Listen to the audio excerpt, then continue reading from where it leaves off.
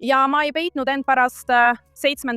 oktoobrit. Ma põgenesin Egiptusest. Ma pääsesin Egiptusest. Moslemi vennaskond ajas mind taga. Nende ainus eesmärk on lääne hävitamine. Ja sel nädalal olen ma Washingtonis DC-s Kufi konverentsil kristlased Iisraeli toetuseks. Kohtun kõige põnevamate esinejatega, kellel on uskumatult revolutsioonilised ideed ja see on lihtsalt võimalus kohtuda sarnaselt mõtlevate inimestega. Nüüd, mul on üks vana sõber, kes on meie saates juba 2 korda käinud, minu hea sõber Dalia Tsiada. Dalia, kuidas sul läheb? Mul on nii hea meel sind näha, nii hea meel sinuga koos olla. On nii tore sind näha. Esimest korda, kui ma sinuga intervjuu tegin, sa rääkisid mulle kohutavast kogemusest Egiptuses, kui sa sisuliselt ütlesid avalikult välja, et 7. oktoober oli halb. Sind kiusati taga. Sa lahkusid ja tulid Ameerikasse. Teist korda, kui ma sinuga intervjuu tegin, sa rääkisid mulle kohutavast kogemusest, mis sul oli ülikooli linnakus, kui sa läksid rääkima Lähis-Idast ja keegi üritas sind Jumala eest mürgitada. Aga nüüd oled sa paremas kohas. Ma olen praegu palju paremas kohas. Ma mäletan, kui me esimest korda rääkisime, see oli minu esimene nädal USAs pärast seda, kui ma pidin Egiptusest põgenema. Jah. Ja ma ei varjanud end. Sina ei varjanud end. Jah, ma varjasin end. Ja ma mäletan, et ma panin pildi üles ja sa ütlesid, et ära ütle, kus me oleme. Täpselt nii. Yeah. Täpselt nii. Ja nüüd istun ma siin koos sinuga Washington DC-s. Nüüd töötan ma Washington DC koordinaatorina ja teadurina ISGAB-s, aga ülemaailmse antisemitismi ja poliitika ning akadeemiliste uuringute keskuses. Õige asja eest võideldes, õiglast võitlust pidades, mitte ainult juudi rahva eest, mitte ainult antisemitismi vastu, vaid liberaalse demokraatia nimel. Tsivilisatsiooni nimel. Tsivilisatsiooni nimel täpselt. Kõigi parempoolsete ja vasakpoolsete jõudude ning kõigi halbade religioossete ideoloogiate vastu, mis tahavad lääne tsivilisatsiooni seestpoolt hävitada. Mul on nüüd väga hea meel öelda, et olen osa imelisest meeskonnast, kes seda võitlust peab. Ja ma tunnen, et see on minu kättemaksu lava. Ma räägin teile ühest stseenist, mis võtab selle kõik kokku. 2023 aasta oktoobris. Pärast 7. oktoobrit. Ma põgenesin Egiptusest. Moslemi vennaskonna poolt taga aetud salafistide poolt. Isegi minu kaasmaalased egiptlased, kes pidasid mind, minu enda valitsus, kes pidasid mind reeturiks, sest ma rääkisin Hamasi vastu. See oli oktoober 2023. Liigume ajas edasi. 25. oktoobril kõndisin koos oma ülemusega Valgest majast välja. Charles Small, keda oled ühes oma episoodis intervjueerinud. Ja pärast kohtumist Valge Maja kõrgete ametnikega andisime neile üle raporti, mille koostamises ma osalesin ja mis käsitles moslemi vennaskonda. Ja nad ütlesid meile, et kavatsevad kuulutada moslemi vennaskonna terroristlikuks organisatsiooniks ning uudis tuleb välja paari päeva pärast. Kujuta ette, see kestis umbes 2 aastat. Milline täisring? Sama inimesed, kes sind tabakiusasid ja sundisid kodumaalt lahkuma. Sa olid osa kuulutatud terroristlikuks organisatsiooniks. Nad panid mind siia Valdesse majja, et nende vastu võidelda ja olla tunnistajaks sellele hetkele, kui nad enne kõiki teisi terroristlikuks organisatsiooniks kuulutati. See oli, ma mäletan Pariisi horoskoopi, See on hämmastav tänu Jumalale. Ma mõtlen, aga sina olid sellest osa. Ma olin osa sellest. Nad oleksid pidanud sind sinna jätma. Vaata, millist kahju sa neile tegid. Ma tean täpselt. Võib-olla nad kahetsevad seda nüüd. Ma arvan, et nad tõesti kahetsevad. Ja, aga mul on nii vedanud, nagu ma leidsin oma inimesed, õiged inimesed, kes suutsid mind tõeliselt õigel viisil toetada, et teha õigeid asju. Ja ma olen tõesti õnnelik, et olen osa sellest võitlusest. Sest see on see, millesse ma olen alati uskunud, tead küll. Liberaalsed, demokraatlikud väärtused. See ei kuulu ainult ühte kohta, tead. See ei kuulu ainult USA-le, see ei kuulu ainult Iisraelile, vaid igale inimesele, kes usub, et vabadus on midagi, tead. Kas see on peamine töö, mida sa praegu teed, Dalia? Millist uurimistööd sa teed? Iskabis teeme me tegelikult kõike. Kõigepealt, mis teeb meie töö ISGAB-is eriliseks, on inimesed ja uurimistöö kvaliteet. Meil on suurepärane meeskond 10 teadlastest. Räägime siin üle 40 inimesest. Kõik nad on pärit üle kogu maailma, erineva taustaga, erinevate spetsialiseerumistega. erineva usulise ja kultuurilise taustaga, mis tõesti rikastab uurimistööd. Ja teine asi, toodete kvaliteet. Me ei tee lihtsalt, nagu teate, lühikesi ülevaateid, mida kõik DC's teevad või ükskõik millises teises maailma pealinnas. Aga kõrgetasemeline akadeemiline uurimistöö, mida ma oma silmaga nägin, poliitikakujundajad siin ja praegu on. Muide, ka kõikjal. Ja isegi mõnes Araabia riigis, kus meil on samuti väga head kontaktid ja nad olid selle järele näljased. Sest kõik, mida nad said, oli vaid pealiskaudne. Nagu pealiskaudne info, tead. Ainult inimesed, kes jäävad vaid pealispinna juurde, aga keegi ei lähe nii sügavale nagu meie. Analüüsides ideoloogiaid, mis ohustavad Ameerika Ühendriike ja teisi lääneriike, seoseid luues selle vahel, mis toimub Lähis-Idas ja mis toimub siin, mida paljud inimesed ei tee, eriti silmitsi seistes kõigi nende väidetega, et antisionism ei ole antisemitism ja antiameerikluse kohta, need kõik on omavahel seotud. Ma usun, et me teeme midagi erilist. Ja jällegi ma olen nii õnnelik, et saan sellest osa olla. Kas nad kuulavad, Dalia? Kas poliitikakujundajad kuulavad? Kas nad võtavad selle suhtes midagi ette? Kas nad tunnevad nüüd ohtu? Nii et tegelikult mitte ainult ei kuulata, vaid nad tulevad nüüd ISKB-i, et koolitada oma töötajaid erinevates suurtes Ameerika Ühendriikide agentuurides. Kuidas toime tulla radikaalse islamismiga, kuidas toime tulla kõikjal toimuvate protestidega, et anda neile aimu, mida need loosungid tähendavad, mida inimesed kasutavad, kes nad on, isegi analüüsides. Ma mõtlen, meie kõige hiljutisem projekt, mille me just alustasime, on seotud DSA-ga. Ja demokraatlik sotsialistlik assotsiatsioon, mis neil tegelikult on. Nad oleksid pidanud end nimetama islamistideks. Täpselt. Neil pole demokraatiaga midagi pistmist. Ideoloogiana ähvardavad nad Ameerika Ühendriike ja läänemaailma.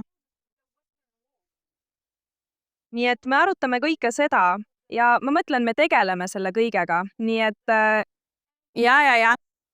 Poliitikakujundajad kuulavad. Poliitikakujundajad tulevad meie juurde ikka ja jälle. Enam mitte või me lähme ise nende juurde. Teave jõuab meie juurde. Paludes, palun aidake meil sellest aru saada. Palun aidake meil selles ja teises küsimuses seoseid luua. Nii et ma usun, me oleme nagu... Ma ütleks, tänu Jumalale, et see valitsus mõistab riskitaset, ohutaset. Sest muidu ma arvan, et kui me oleksime jäänud eelmise valitsuse juurde, oleksime me praegu väga halvas olukorras.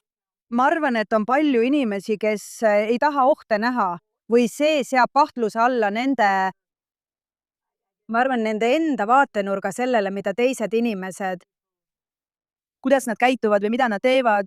Ma arvan, et paljud inimesed, ja ma isegi tahan uskuda, et teised inimesed mõtlevad nagu nemad, ega saa aru täiesti erinevast ideoloogiast, mis põhineb täiesti erinevatel väärtustel. Nad ei saa sellest aru. Probleem on selles, et nii kaua arvasid nad, et radikalism, Hamas ja kõik need rühmitused ning ka Iraan on Iisraeli probleem. Või juudi rahva probleem. Nad ei saanud aru, et selle vihkamise lõppeesmärk on lääs. See ei ole ainult Iisrael, see ei ole ainult juudi rahvas ja tegelikult ei olnud juudi kogukonna sihiks võtmine siin Ameerika Ühendriikides viimase 2 aasta jooksul juhuslik. See ei juhtunud lihtsalt reaktsioonina mingile sõjale, mis toimub tuhandete miilide kaugusel. See oli tahtlik ja hästi planeeritud. Ja miks just juudi rahvas? Sest kui vaadata kõigi nende radikaalsete rühmituste kirjandust, olgu need kommunistid või islamistid, punarohelised ja kogu nende kirjandused, neil on üks eesmärk, milleks on lääne hävitamine. Ja lääne hävitamiseks tuleb vaadata neid tugisambaid, millele lääs toetub ja need ükshaaval hävitada. Kõige suurem tugisammas tegelikult mingil hetkel oli kristlik ideoloogia.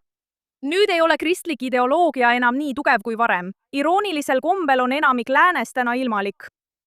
Mis on ainus tugisammas, mis on endiselt nii tugev, mis keskendub kollektiivsele identiteedile. Muide, nende kollektiivne identiteet ei ole mitte ainult usuline, vaid ka seotud nende liberaalsete demokraatlike väärtustega. Need väärtused on seotud vabaduse mõistega. See on juudi kogukond. Me oleme ees. Nemad on ees. Nii et neid sihtides, Palestiinat kasutades, niinimetatud Palestiina asja kasutades, Iisraeli vastu suunatud, sionismi vastast vihkamist platvormina kasutades. Et seista legitiimse kate või poliitiliselt korrektse keelekasutuse varjus ning rünnata ja õõnestada seda juudi sammast, mis hoiab läänt endiselt tugevana. See ongi nende eesmärk ja sellepärast nägimegi kogu seda vihkamist. Ja ma lisan siia juurde, et viimase aasta jooksul oleme näinud sellele vihkamisele lisandunud uut kihti, nimelt evangeelsete kristlaste kogukonna sihikule võtmist. Me oleme sel nädalal kuufil kristlased Iisraeli toetuseks, mis minu arvates on ka moslemi vennaskonna ja teiste islamijõudude poolt tuvastatud kui takistus Ameerika Ühendriikide ja Iisraeli lahutamisel. Lahutades seda sidet, mis loob selle kaitsejõu, kaitsevälja islamismi vastu, on sel aastal täielikult sihikule võetud. Muidugi. Ma mõtlen ka sellised rühmad nagu Kufi ja teised rühmad teevad tegelikult tohutut tööd. Ma usun, et nad mõistavad seda ohtu, millest ma teile rääkisin, nimelt, et kaitstes juudi kogukonda, kaitsevad nad ka iseennast. Yeah. Nad kaitsevad oma riiki ja oma tsivilisatsiooni. Sellepärast nad võtavad selle riski. Ja loomulikult püüavad islamistid jätkuvalt kiilu lüüa Iisraeli ja Ameerika Ühendriikide vahele, samuti ka kommunistid. Miks? Sest nad teavad, et nad tugevdavad üksteist. Muide, mitte ainult Ameerika Ühendriigid pole olulised Iisraelile ja Iisraeli tugevusele, vaid vaadake Iisraeli täna. Iisrael on tugevaim hobune Lähis-Idas, tõesti, see on tugevaim jõud Lähis-Idas. Yeah. Ja kui USA tahab globaalselt edu saavutada, mitte ainult Lähis-Idas, peab ta panustama tugevaimale hobusele, kelleks on Iisrael. Iisrael on olnud USAle tohutult hea liitlane. Nii luure, sõjalise kui ka majanduse mõttes. Ja see on ainus demokraatia selles piirkonnas. Jah, tal on praegu probleeme, aga see on ainus demokraatia selles piirkonnas. Yeah. Nii et Iisrael on Ameerika Ühendriikide jaoks sama oluline. Ja tekitades nende vahele lõhe, halvad võidavad. Dalia, sa oled selle piirkonna ekspert. Kuidas sa näed Pärsia lahe riike praegu? Kuidas sa näed Araabia Ühendemiraatide ja Iisraeli liitu? Minu arvates on see tugevam kui kunagi varem. Aga siis on veel Saudi Araabia, kes on olnud väga, kes on pidevalt oma seisukohta muutnud. Ja ma tean, et MBS-il on omad sisemised tinged. Kuidas sa näed olukorda pärast Iraani sõda, kui me ei tea, mis juhtuma hakkab? Ja Pärsia lahe riigid, keda ka ise ründas Islamivabariik. Mis siis toimub Pärsia lahe piirkonnas, kui me keskendume just Pärsia lahe riikidele? Eriti pärast USA, Iisraeli ja Iraani sõda. See on omamoodi diplomaatiline maavärin. Jah, see toob kaasa väga palju muutusi. Ja las ma selgitan kiiresti, kust see maavärin tuleb. Nii et lahe piirkond on ainus Lähis-Ida piirkond, mida viimase 2 või 3 aastakümne poliitilised sündmused ei ole raputanud. Sealhulgas Araabia kevad, sealhulgas. Enamik neist. Nad proovisid Bahreinis. Aga Saudi Araabia sekkus ja nemad. Jah, aga ma mõtlen, et nemad olid kõige stabiilsem piirkond Lähis-Idas. Ja. Nüüd esimest korda on nad sõjas. Nad leidsid end sõja keskelt, kuna Iraan juba tulistas nende pihta. Nad peavad end kaitsma. Ja esimest korda katsetavad nad, kui kaugele on USA valmis minema, et neid kaitsta. Kuidas USA selle testiga hakkama sai? Väga halvasti. Täpselt nii. Ja nende suureks šokiks. Nad ei teadnud enam, kas USA on ikka väärt seda raha, mida me maksame nende baaside majutamise eest, kui nad ei suuda meid kaitsta. Tegelikult toetas Iisrael Araabia Ühendemiraate selle sõja ajal rohkem kui USA ühtegi teist Pärsia lahe riiki. Nii et nad küsivad endal küsimusi näiteks, kas me peaksime järgima Araabia Ühendemiraatide või Katari eeskuju? Kas me peaksime järgima Araabia Ühendemiraatide mudelit või Katari mudelit? Iisrael või USA nüüd? Nii et teil on see suur küsimus. Nende seas on nii palju erimeelsusi. Aga ma arvan, et lõpuks see olukord liigub edasi. See sunnib neid kas rahu sõlmima Iisraeliga või vähemalt suhteid Iisraeliga normaliseerima. Paratamatult. Sest muidu, Mis valikud neil on? mis on, muid Muud valikut võimalusi lihtsalt pole. pole. Täpselt nii. ma mõtlen, kui nad just ei taha Hiinasse minna, aga siis satuksid nad igasugustesse sekeldustesse. Nad ei saa. Nad proovisid, Saudi Araabia tegelikult proovis seda ja ma tegelikult annan selle eest au ühele inimesele, kes seda ütles, et Saudi Araabia tuntakse polügaamia poolest. aga nad on proovinud erinevate partneritega. Nad proovivad USA-ga, Hiinaga, Iraaniga, Brasiiliaga, kõigiga, keda sa ette kujutad. Aga nad teavad ikkagi, et USA on Lähis-Idas boss ja Iisrael on nüüd Lähis-Ida tugevaim jõud. Nii et varem või hiljem peavad nad selle valiku tegema. Ja tegelikult ma kuulsin, et samal ajal, kui Liibanon astus samme, et Iisraeliga suhteid normaliseerida või kõigepealt Iisraeliga rahu sõlmida ja siis suhted normaliseerida, Saudi Araabia ütles, ei oodake, meie tahame seda esimesena teha. Tõesti? Ma kuulsin seda inimestelt, kes on tõesti protsessi sees. See on huvitav. Nii et Saudi Araabia tahtis esimesena pildile pääseda, tead küll, nagu meie tegime seda enne Liibanoni ja nii nad mõtlevadki kahjuks, mis ei ole tark. Ja miks Saudi Araabia on nii segaduses? Sest nad üritavad mängida rolli, mis on neist endast suurem. See tähendab olla piirkonna suur õde. Nad on ostnud suur õde Pärsia lahe piirkonnas, kuid kogu regioonis. Nad vajavad endiselt palju koolitust, et selleni jõuda, tead. Kas see kõik ei sõltu mitte sellest, mis Iraaniga juhtub? Muidugi osa sellest, suur osa sellest otsustab, kuidas Pärsia lahe riigid tulevikus käituvad. Aga seal on ka sisemisi põhiprobleeme. Enamik selle elanikkonnast on traditsiooniline ja tõenäoliselt üsna vastu. Üldiselt nende hariduse tõttu. Haridussüsteem. Absoluutselt. Aga jah, Iraan on siiski väga oluline tegur. Kõik sõltub sellest, kas see režiim jääb püsima või kaob ning sünnib uus Iraan. Me peame veel ootama ja vaatama, sest taas kord USA otsustas viimasel hetkel kurssi muuta ja me ei tea, mis edasi saab, aga ma loodan, et lõpuks saavad Iraani inimesed oma vabaduse. Ma olen nõus. Ma arvan, et mis iganes juhtub, kas USA tuleb tagasi või mitte, see peab olema Iraani Islaamivabariigi lõpu algus. Peamiselt selle tõttu, kuidas nad on oma enda rahvaga käitunud. Nad on pankrotis. Ja ma just kuulsin, et nüüd on nende nafta eksport USA poolt jälle peatatud. Ma mõtlen, see ei vii heale poole ja seetõttu ma palvetan, et see oleks lõpu algus nende 92 miljoni inimese jaoks, kes elavad Iraanis, aga ka kogu piirkonna rahu ja heaolu nimel. On küll, aga las ma ütlen sulle, tegelikult ei otsusta praegu piirkonna tuleviku Iraan. On Trump. Mitte USA, see on Israel. Israel? Jah, mitmel moel. Israel, ma ütleksin, et see on kõige tugevam jõud. Võib-olla on ainus rivaal praegu Türgi. Me teame, kuhu Türgi liigub. Nad püüavad nii kaua kui võimalik selles kurjas suunas edasi liikuda. Jaa. Aga Iisrael peaks, ma mõtlen, naasma eelmise aasta relvarahu sõlmimise eelsesse seisu, kus see oli oma tugevaimal hetkel väga keskendunud oma eesmärgile. Mitte ainult Hamasi purustamine, vaid ka Iraani 8 jalapea purustamine. Ja kui nad saavad selle punkti juurde tagasi minna, me peame sinna jõudma. Kindlasti, ma mõtlen, eile Hamas teatas, et saadab end laiali. Ja tead, need inimesed hakkasid tähistama, et Hamas lõpuks ongi. Aga tegelikult on see vale.